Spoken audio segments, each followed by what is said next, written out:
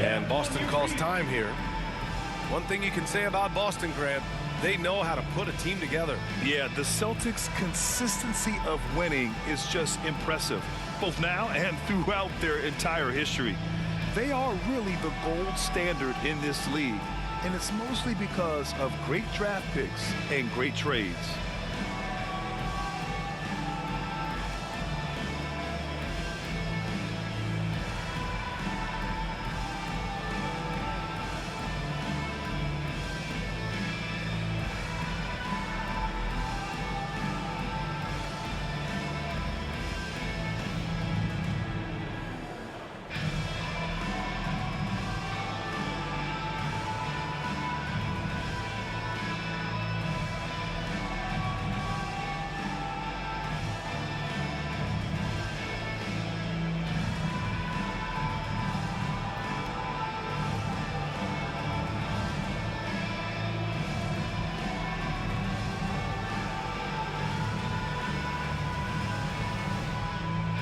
Round of applause for Celtics Entertainment.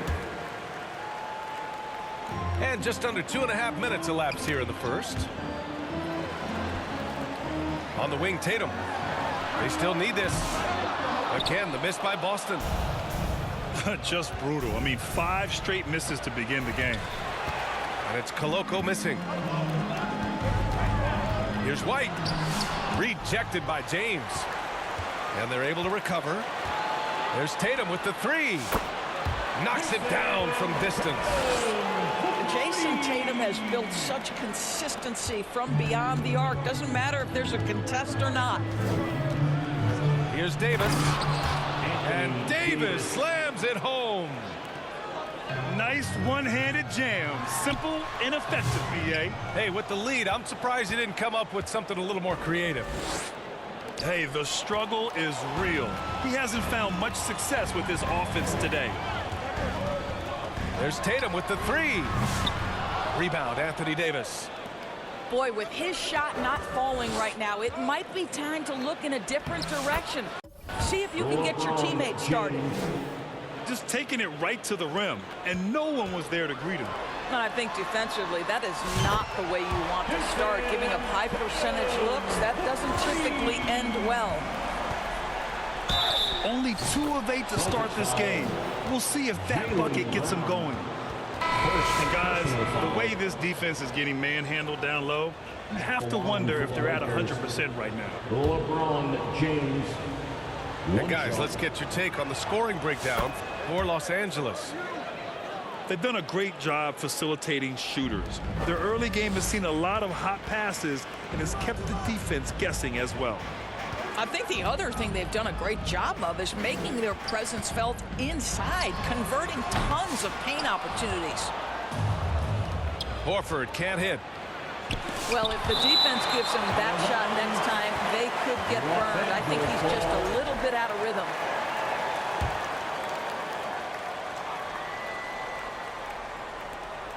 And 1:01 left to play in the first. And James gets it to go. Already 6 of their points coming off second chances. Pretty impressive. Horford left side.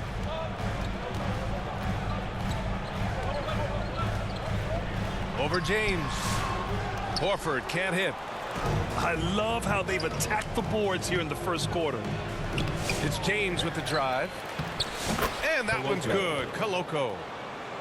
Just so successful getting the ball inside and finding those great looks. Right wing. Pass to Hauser. To end the run. Drills it from deep. This guy reads situations so well, and he knows how to execute. There's the drive. And finished off by Davis. Man, that was fast. They're already up by double digits. Wow, they've come out strong. Control the pace, assert their will. Nice. Here's James. Outside for Davis. Back to James. And so it's Anthony Davis making things happen for Los Angeles. 8 points in the quarter, showing how effective he can be. More NBA on 2K Sports right after this.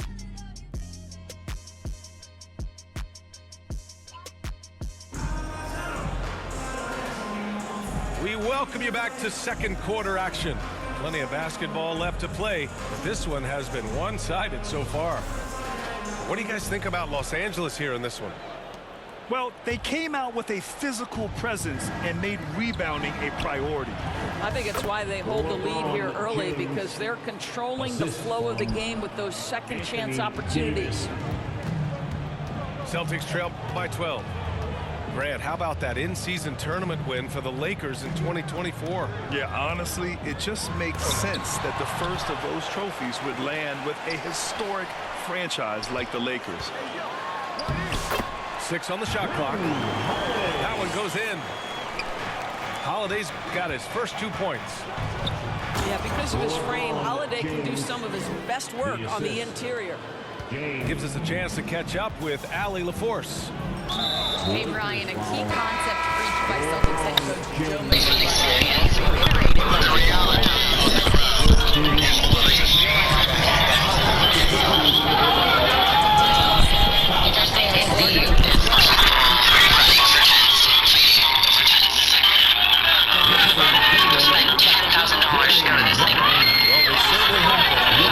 Thanks for that. Boston with the ball. Down by 12. There's Tatum with the 3. Tatum! Money from deep. And that's on the defense, giving him a decent look. That's his shot. Here's James. And it's James with the jam.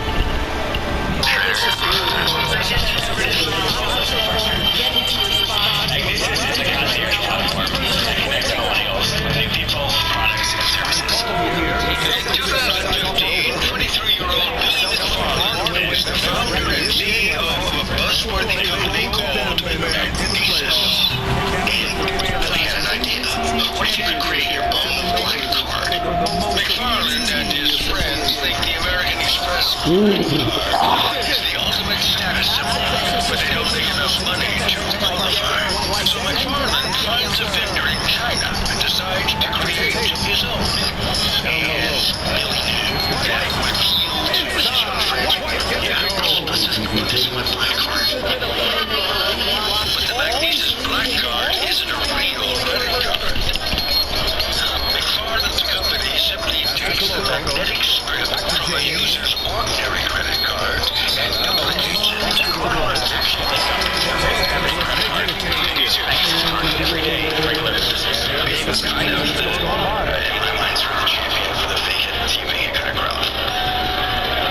For $250 a year, members get a 24/7 concierge service and access to exclusive parties and events. Rented from the townhouse, a nice townhouse, and Magnesis card holders where they can use this get an open bar, direct personal rebound. There's some NBA and NFL players that and within months, Philly starts attracting press attention. McFarland raises $3 million, and counts millionaire oil and gas titan Audrey McClendon as early investors. That was the nerdiest calling card he could possibly bring out. I thought he was Audrey McClendon. Anyway, McFarland's staff grows to 50. Travels by private plane, drives a Maserati, and cements his reputation as one of the city's best entrepreneurs. He's a front-watch party in D.C. I'm a young man going to I'm busting your ass. Former employees say that McFarland is grossly inflating membership numbers to make Magnesis appear more successful, and the business is actually struggling for cash. Problems with Magnesis really run with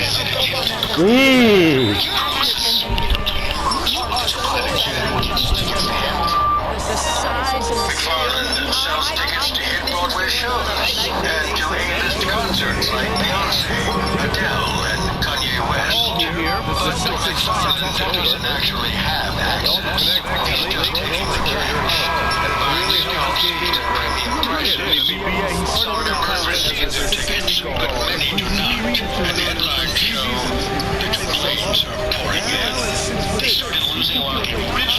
You serious? So it really became a competitive process. Big dreams of those Out to the wing. By May 2016, McFarland appears bored with Magnesis and is looking for his next move. He starts a new company called Fire Media and touts an app that gives users a simple way to book celebrities for events. So what he was trying to do is create almost a Tinder event. You trash. They don't find any pictures directly. Let's sort of take out that middleman. Look up someone like McFarland's new business partner is rapper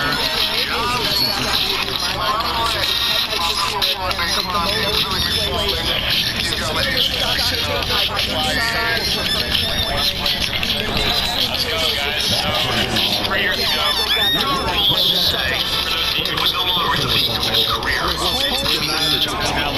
Like the real deal. Without the cash tag. Small product costs. But then seriously, if you're worth $50 million and you can hire despite the challenges, McFarland does what he does best. And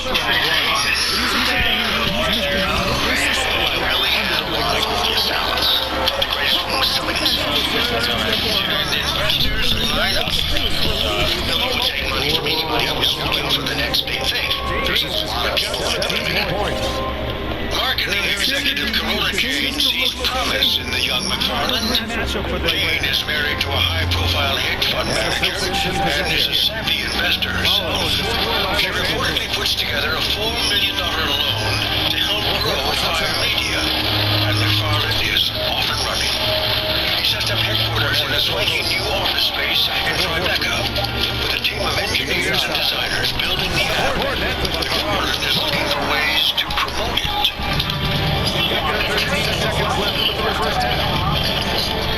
And he finds the inspiration while on vacation in the Bahamas and pitches a wild idea to his bartender.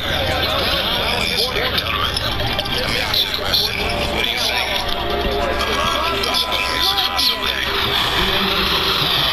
In 2016, Willie McFarland is island hopping in the Bahamas, where McFarland says his private plane runs dangerously low on fuel.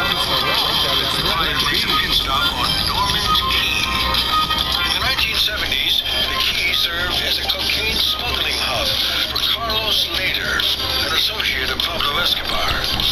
Today, Norman's Key has just a single airstrip to serve a few dozen residents. Jesus Christ.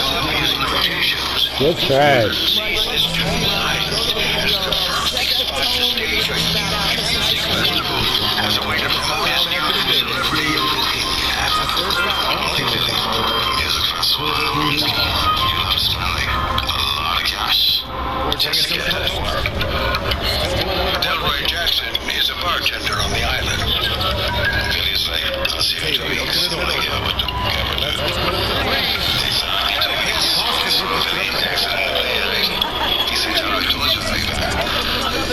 McFarland is back with his Fire Media team in tow, including partner Xiao Fu. McFarland doesn't have any experience planning a music festival, but he does have a vision of the ultimate fantasy experience. He knew instinctively that if you want to make this happen, then you must create some advertising or a message that is hot and sizzling. And nothing sizzles more than bikini-clad supermodels. McFarland shows up. Oh! Ooh! You lucky. Names in the business: Bella Hadid, Emily Ratajkowski, Good shot. Sandra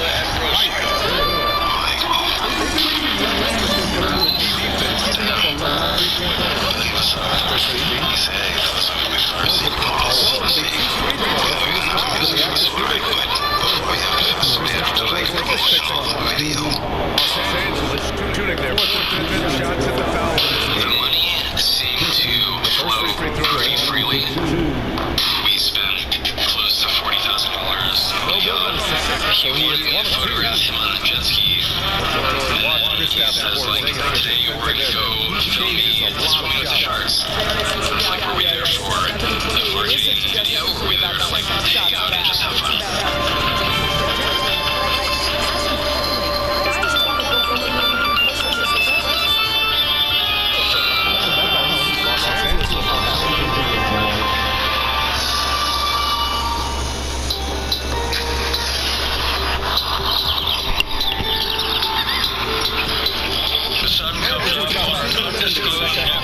Not far from the U.S.-Mexico border. For the locals, it's just another day in paradise. But for one family that crossed the Sinaloa drug cartel, it's another day in hiding. Over the lifespan of their drug empire, our husbands sold 100 tons of cocaine. Meet Olivia and Mia Flores. They've been in hiding ever since their husbands, Peter and Jay Flores, decided to exit the drug trade and cooperate with the U.S. investigation. The fucking Louis Von Lawyer in hiding. Over the lifespan of their drug empire, our husbands moved 100 tons of cocaine. Meet Olivia and Mia Flores. They've been in hiding ever since their husbands, Peter and Jay Flores, decided to exit the drug trade and cooperate with the U.S. investigation.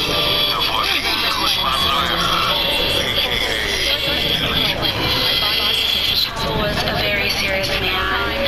However, with our husbands, he treated them like his sons. To this day, the Flores family remains in danger. Their lives subject to retribution from freelance killers still loyal to Chapo. But Olivia and Mia have agreed to step out of the shadows for the first time to sit down for an exclusive interview with American Greed and open up about their time as cartel wives, married to Peter and Jay, and for better or worse, to the Sinaloa cartel. Our husbands were a huge asset to Chapo Guzman. They were American. They spoke English and then they spoke Spanish. Our husbands were able to maneuver in both the streets of Chicago all the way up to the mountaintops of Sinaloa, and they were able to navigate both worlds. Navigating both worlds is also something that comes naturally to Olivia and Mia. Long before they were cartel wives, they were daughters to two of Chicago's finest. I come from a family of law enforcement. My father's a police officer. I also come from a family of law enforcement. My dad, all my uncles, cousins, they're all on the Chicago police force. It's an odd quirk of this storied city that honest cops and criminals often live side by side in Chicago's working-class neighborhoods. And like the Capulets and Montagues, their children sometimes fall in love. When you think about somebody in that drug world, you have this vision of somebody being very aggressive, very powerful, very vicious. They were just really, really different. Peter and Jay were very polite, very soft-spoken, and they just carry themselves so much different that I didn't understand what they were doing in the drug trade. Peter and Jay's life in the drug trade begins in Chicago's Mexican-American neighborhood of La Villita, or Little Dillon. That's where they were born in 1981. And even in the cradle, the twins had a head start at the game. The twins, for lack of a better way to describe them, Well, he's on Selfish, and it's always about teamwork. by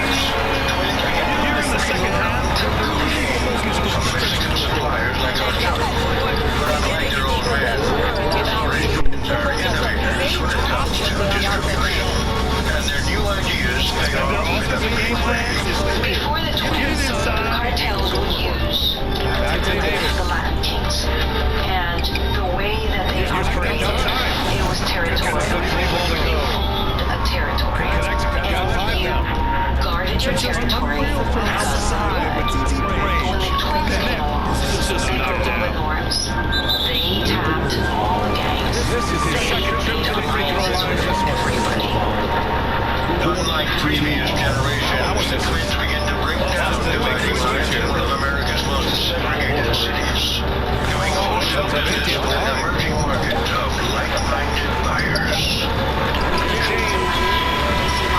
So it's LeBron James making things happen.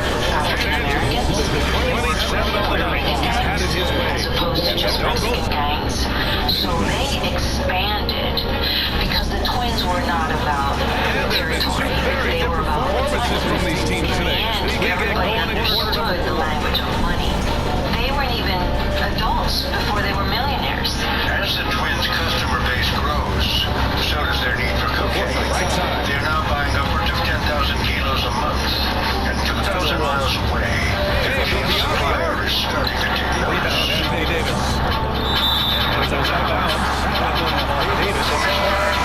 Just a movie cartel, looking for Florida is almost a mythical figure in the drug trade. He was a logistics genius. Jack Riley spent years hunting El Chapo as a senior official at the DEA.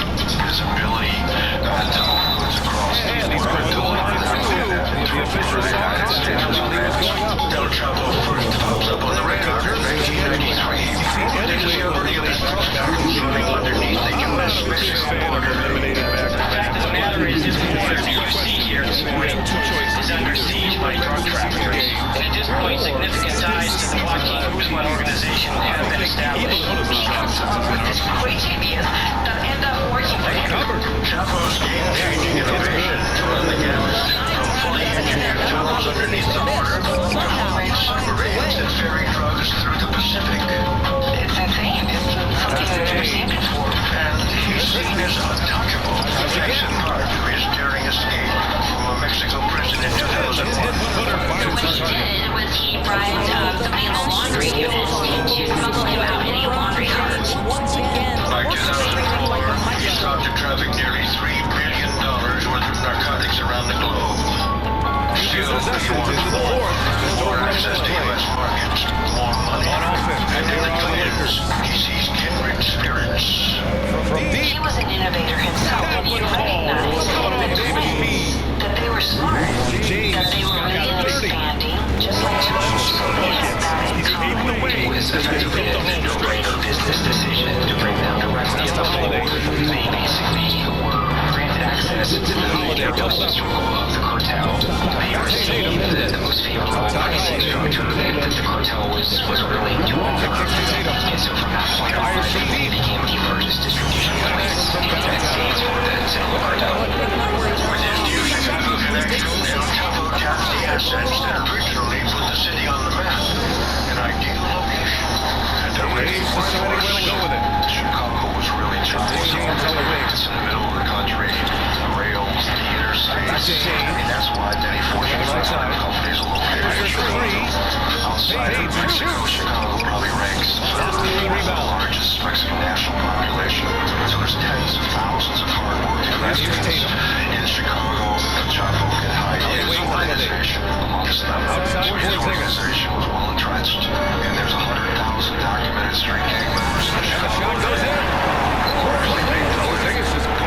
And Chapo gave us the Virginia Warlords as their subcontract. So the Sinaloa cartel had made it directly into the heart of Mexico. Working with Chapo's supply and their own wholesale customers, they're becoming famous to the tunnels and $145 million worth of cocaine. About half of it staying in the Chicago area and the rest pushing out to other parts of the country. West to Philadelphia, D.C., New York. And the defense got away with one there. I mean, that's the shot that typically makes. Wholesale markets in places as far as Vancouver for the Sinaloa cartel turned into this massive empire. That's what Zing's got home here. Almost the Celtics. In 2003, Chicago Twins beat a narcotics from Mexico right to the Midwest. City of Chicago with drugs, with tons and tons of cocaine. Switches to Chicago in the U.S. The brothers were so good at distribution that the people of El Chapo decided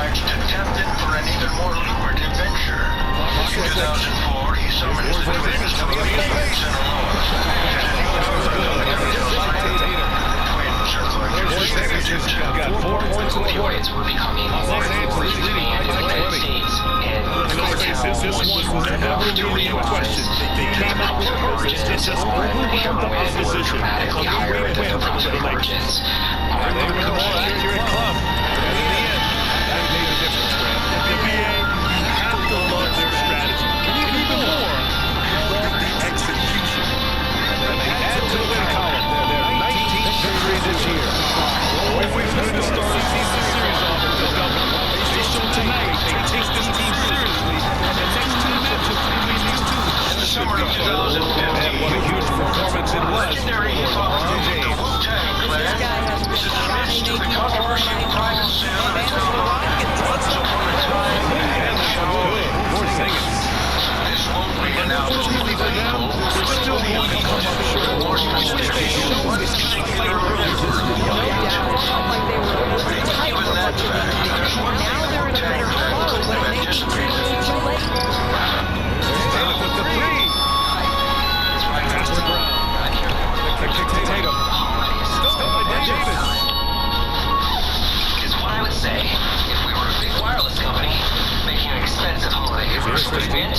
We don't spend millions telling you the holidays are special, and that's why we can afford to give you James has got 36 points. most hated man in Stepping up America. and nailing an important shot to put this away. Caroline Stewart is a Wall Street stock analyst who publishes recommendations on biotech stocks.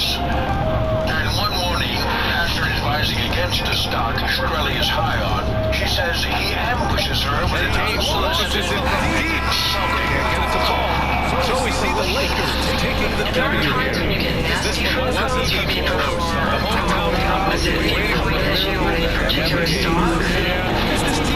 But he's the audience of the critic of where expression meant to ridicule. They quickly devolved into sort of a mockery of the voice.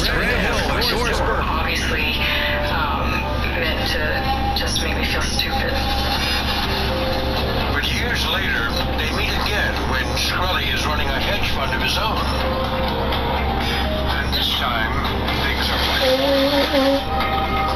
He offered to take me on as a consultant, and I was again extremely grateful, and I jumped at the chance. The company is called MSMB Capital, a hedge fund that specializes in